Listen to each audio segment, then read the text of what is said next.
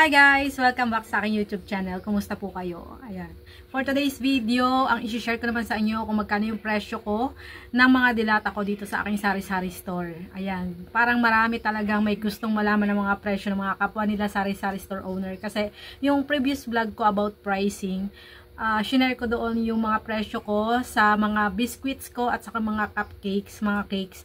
So, maraming views yun. So, ito. Samantalahin natin kasi gusto nyo to, di ba? Kahit sa ating group na group of sari-sari store owners, yun din yung lagi nilang topic. Magkano yung presyo nito? Magkano yung presyo nito? So, yan talaga yung gusto natin. Pero, disclaimer lang, magkakaiba tayo ng presyo, bawat location. Yun lagi ko yung pinapaalala sa inyo. Magkakaiba yung ating mga supplier, magkakaiba yung expenses natin. Yung iba namamasahe, yung iba free delivery, yung iba nagpapagas, bumibili pa ng kanilang sariling sasakyan para makapamili. Pero yung iba, hindi na umaalis ng bahay, may dumadating ng stocks. Malaking bagay. I-compare natin yung expenses natin. Ano po, pwede kang magbaba ng presyo, mas konti yung expenses mo. Pero depende pa rin sa'yo. Kahit wala kang expenses, pwede mo pa rin isabay yung presyo mo sa mga presyuhan ng mga sari-sari store owner. Kung yun naman yung lakaran sa inyo, hindi man makaka-apekto yun sa yung sari-sari store, okay lang kahit malaki yung markup mo. So ngayon guys, kukunin ko muna yung mga dilata ko bago dumating yung mga customer natin. Samahan nyo ko kumuha ng mga dilata natin diyang paninda.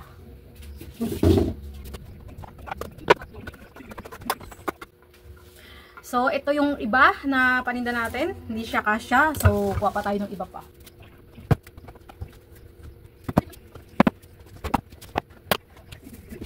And guys, nakuha ko na lahat. Hindi ko alam kung nakuha ko nga lahat.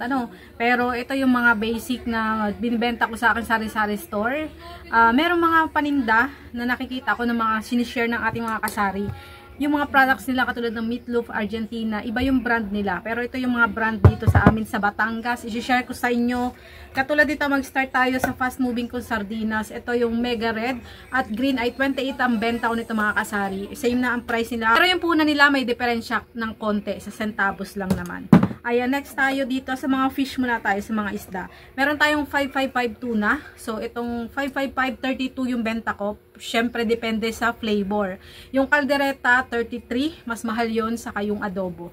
So, ito yung pinakamura at ito rin yung fast moving ko. Ito ay 150 grams. Ayan. Next, dito tayo sa tuna. Tuna muna tayo lahat.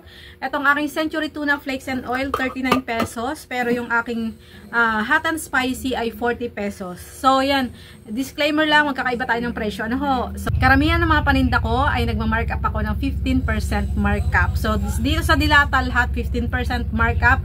Basta 20 pesos pataas. Pero pag 20 pesos pababa, nag-a-add na lang ako ng piso, 2, 3. Then, sa ating 555 tuna na maliit, ito lang flavor na to ang binibili ko kasi itong flavor na to ang malakas, afritada. 26 pesos yung benta ko nito. Tapos, Blue Bay tuna, ito 34 pesos yung benta ko.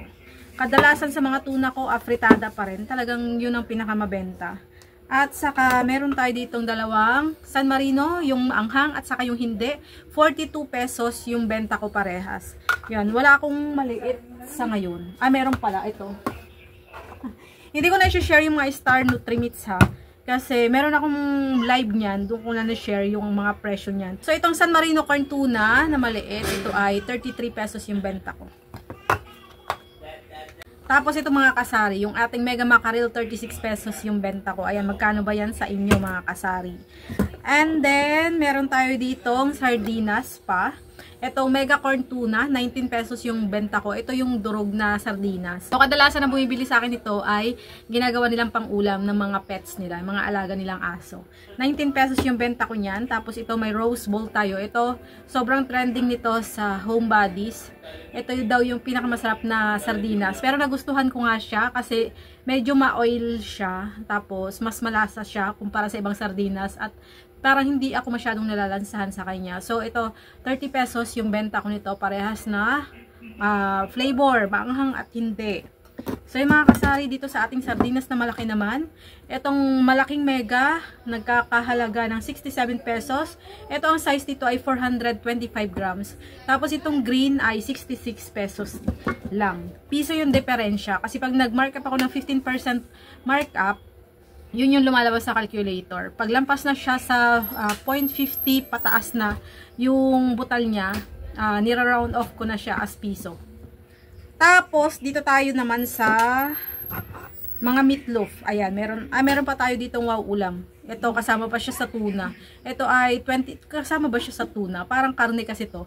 Ito, 25 pesos naman yung wow ulam sa akin. Next, dito tayo sa meatloaf. Ayan, Star Nutrimits na meatloaf. Ito, ano lang, 22 pesos lang yung benta ko. Sobrang mura lang nito. Tapos, yung ating Argentina meatloaf naman, 25 pesos lang. Asa na yun?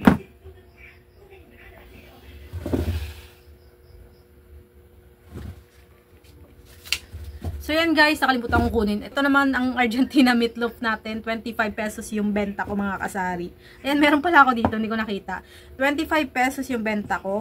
Tapos meron yung Argentina tocino. 29 pesos yung benta ko. Yung malaki nitong regular flavor, hindi ko lang makuha kasi baka gumuho. Alam nyo naman yung Argentina, hindi siya stackable. Madulas yung kanyang pag pinagpatong-patong mo madula. So, pag ginalaw mo siya, baka maglaglagan pa. So, 28 pesos yung benta ko ng regular flavor na ganito, pero ganito yung size.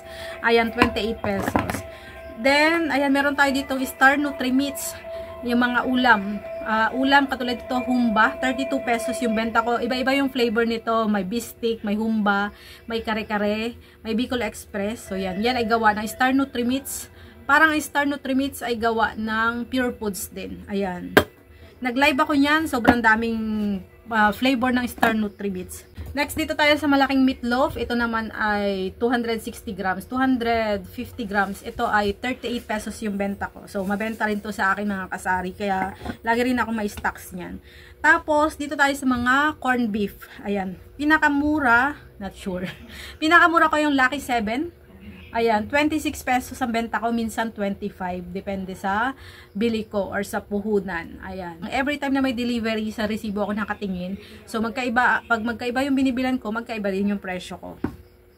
Tapos, Argentina, ito ang pinaka-fast moving dito sa akin sari-sari store na 150 grams, 39 pesos naman yung benta ko niyan.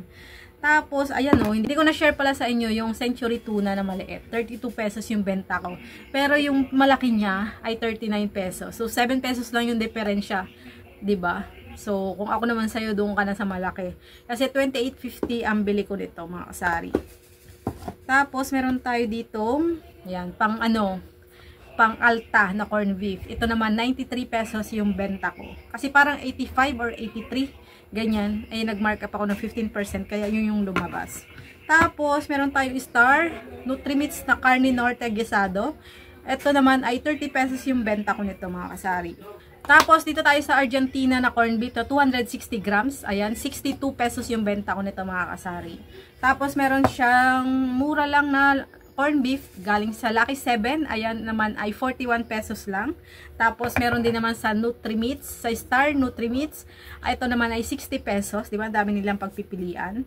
Tapos dito tayo sa maliliit na version. Maliit na version. Ito ay 30 pesos yung Argentina corned beef na 100 grams. Tapos may binibenta rin ako dito, Argentina giniling. Ayan. Argentina na malaki ay 48 pesos yung benta ko. Ito namang maliit, yung pang solo lang, 25 pesos yung benta ko. Ito ay 100 grams. Tapos sama na rin natin sa delata. Hindi ko na isasama muna to ha, baka sa kategorya ng mga ng mga gatas. Ayan, meron tayong Reno at saka Star Nutrimits na liver spread. Ito ay 32 pesos. Ito naman ay 25 pesos. Pero sobrang sarap naman talaga ng Reno. Next, isama na natin sa delata itong mga green peas. May iba't iba akong klaseng green peas. Itong Jolly ay 20 pesos yung benta ko. Hindi siya fast moving, kaya mas malaki yung markup ko. So, depende yung kung fast moving, slow moving, at hindi masyadong slow moving at fast moving. Magkakaiba yung markup ko. So, meron pa tayong dalawang klase ng green peas. Meron tayong ram. Ito ay 20 pesos. Tapos, ito namang Goodwill ay 18 pesos. So, yan lang mga kasari. Maraming salamat sa inyong pagtutok sa aking video na ito. Sana nagka-idea kayo. At, ayan. Yan yung presyo ko sa aking sari-sari store. 15% markup ako. So, magkakaiba tayo. Kung 10% lang yung markup mo, posibleng magkaiba tayo ng pagpresyo. Ano po? So, maraming salamat sa inyo mga kasari. Happy selling. God bless. Bye-bye! You and me, both on.